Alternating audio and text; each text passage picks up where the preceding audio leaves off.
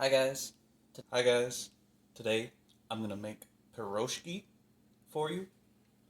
So I'm gonna start with the dough. I'm gonna get warm water.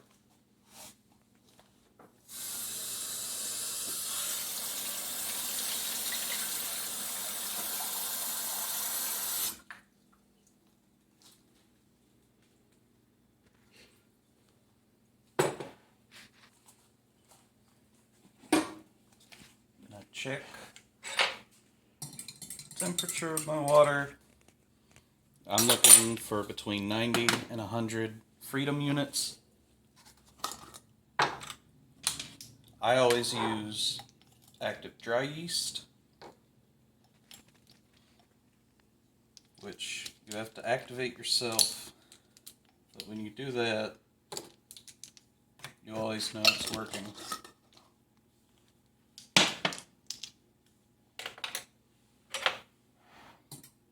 So I'm just going to mix the yeast, make sure it's all wet. And while that's chilling out, I'm going to measure out my flour.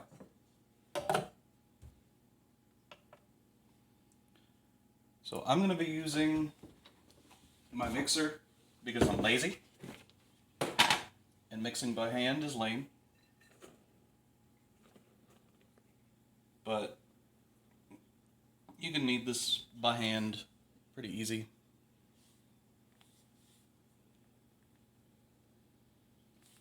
There's not a whole lot going on in this dough. Add salt.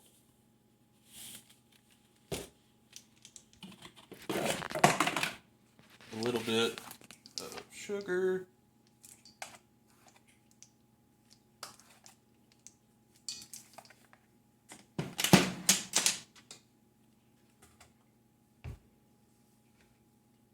A little bit of oil.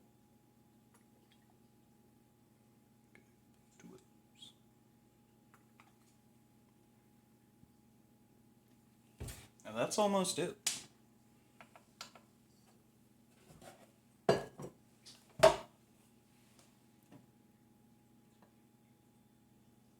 Some milk. Then I'm going to combine all this together.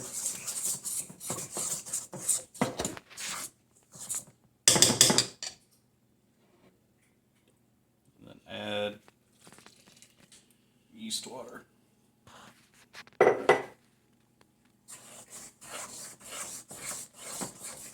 Just get it together a little bit first.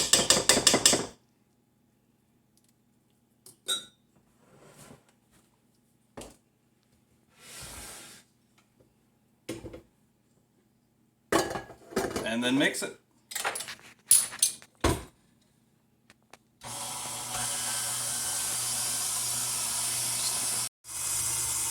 Alright, so I'll have all the measurements of everything for the dough recipe posted under the video, but as you can see, dough is mixing, but it's wet, so I gotta add more flour.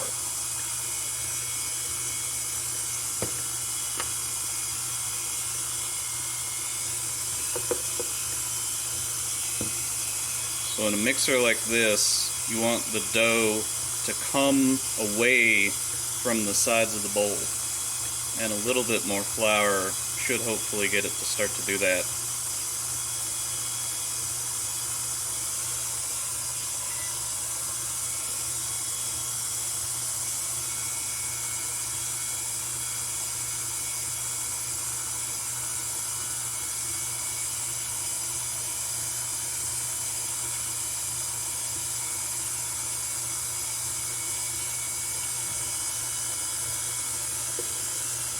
It's a little bit tougher if you're doing it by hand, because you gotta deal with the sticky dough and getting the hydration just right.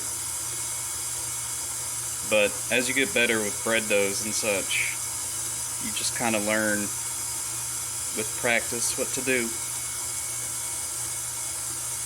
But anyway, this is going to mix for about 4 or 5 minutes. And then after that, I'm going to transfer it into another bowl and let it rest for an hour up to 2 hours until it's doubled in size.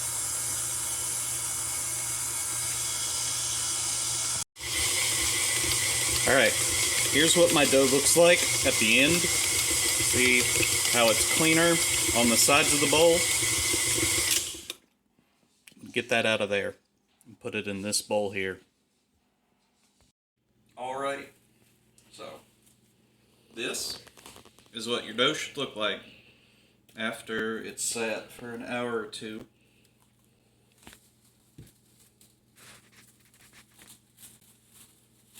Stuck to the wrap, of course. It'll be fine.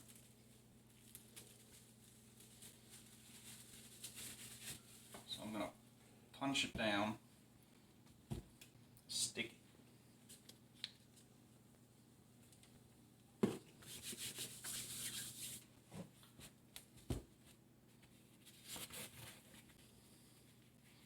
Plop them here on the counter.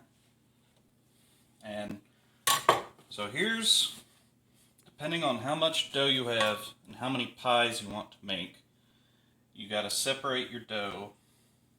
So I'm going to cut mine in half and form 2 balls. So the way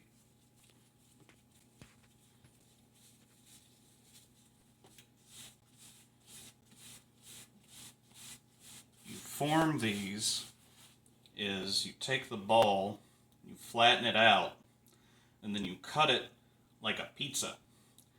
And put the filling in the dough with the fat ends and roll them up. So depending on how many dough balls you make is how many individual pieces you'll get. So I'm aiming for 16 here.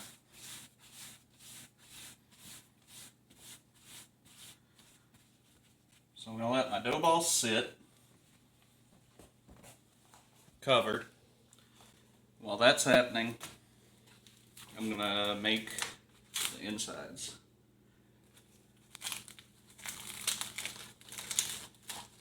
So I got ground beef. This is just what I had.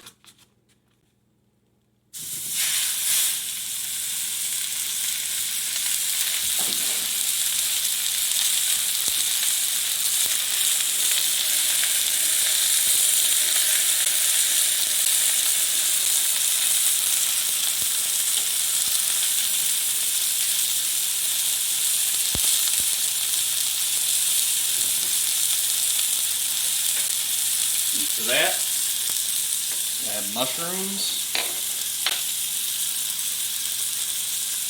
pepper, and onion.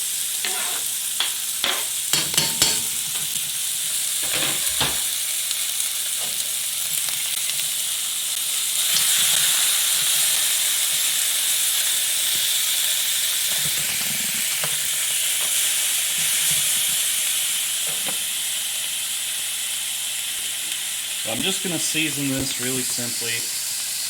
Salt, pepper. I have garlic powder, onion powder,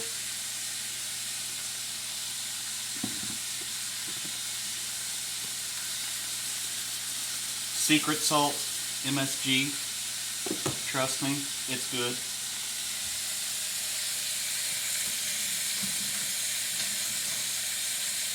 And then I'm going to finish it with some paprika.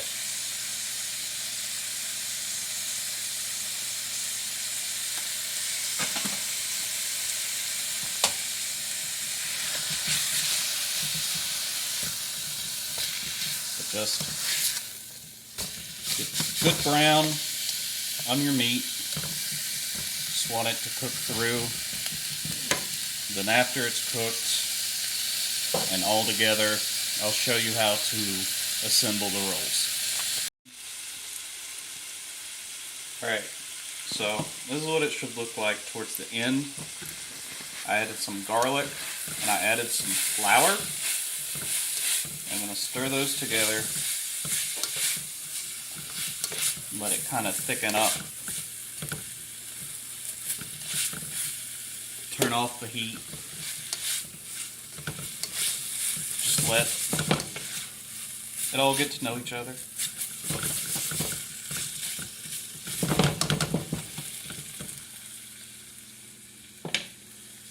So that's going to cool.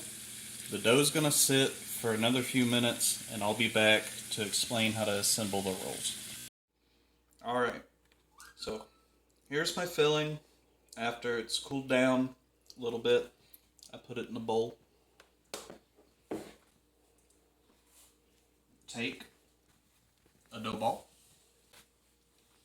Keep the other one covered. So you can do this with a rolling pin, or you can do this with your hands. You just want to get it flat and round. I think I will go get the rolling pin.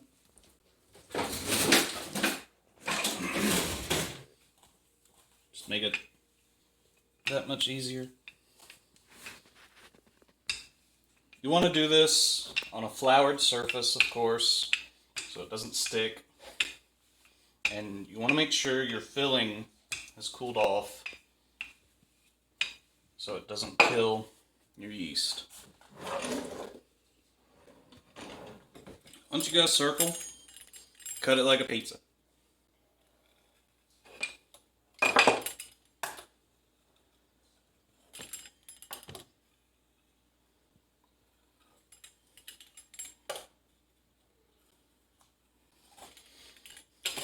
So this is the first time I've done this. I think I'd like to get a bigger circle next time.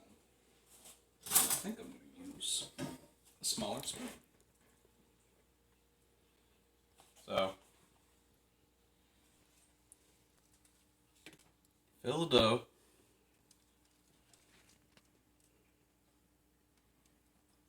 Pinch dough together.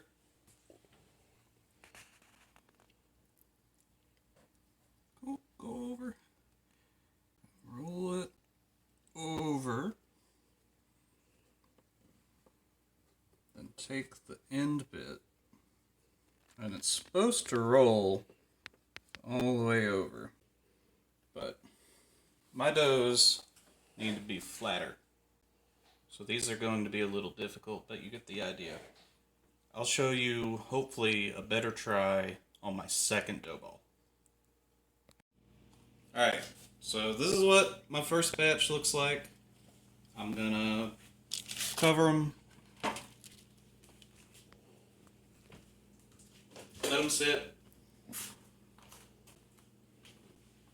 So, I learned a lot. First one. Always stay lubed up with flour. And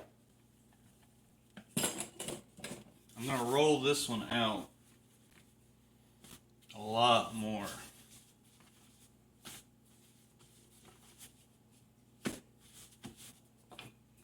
Than my first one. So typically when you're rolling dough out like this, you want to have a lot of room, first of all. You do it up and down, and then side to side, the other way. That typically helps you get a little bit more even. Of course, do as I say, not as I do.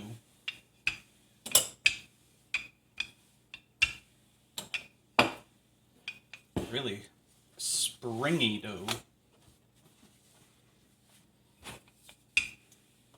But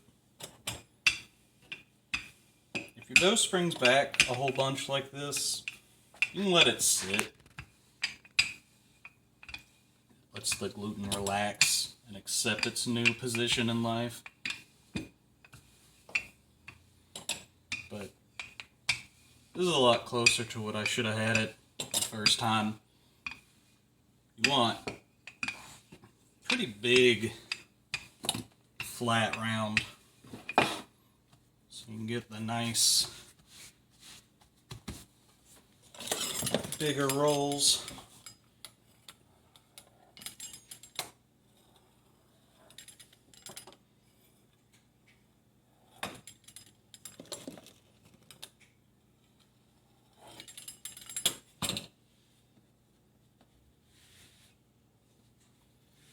Move some of these out of the way. Let's see, he's still a lot smaller than I want. But this is my first time.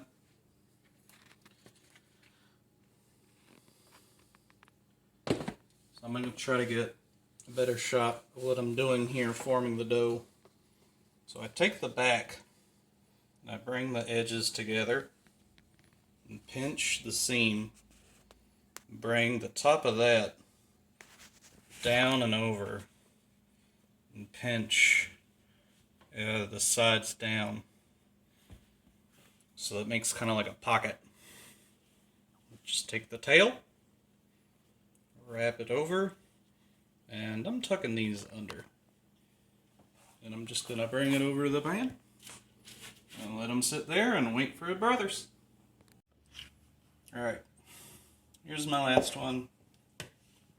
Gonna get a good angle on how to form it, hopefully.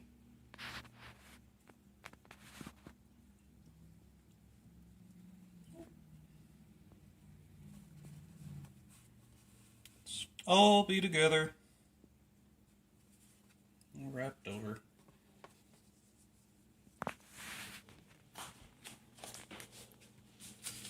So, let these sit for about 30-40 minutes, and then I'm going to turn the oven on to 350 freedom units and bake them for, I think, like 20 minutes. But I'll show you. Alright.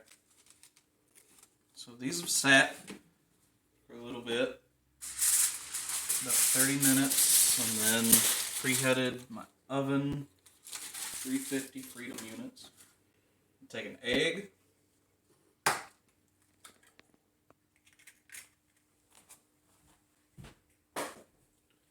I'm just going to add just a little bit of water, beat it up, basic egg wash.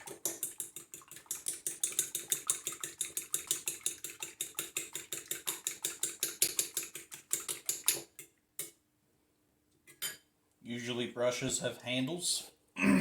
Mine does not. You just want to paint the top of these so they're pretty.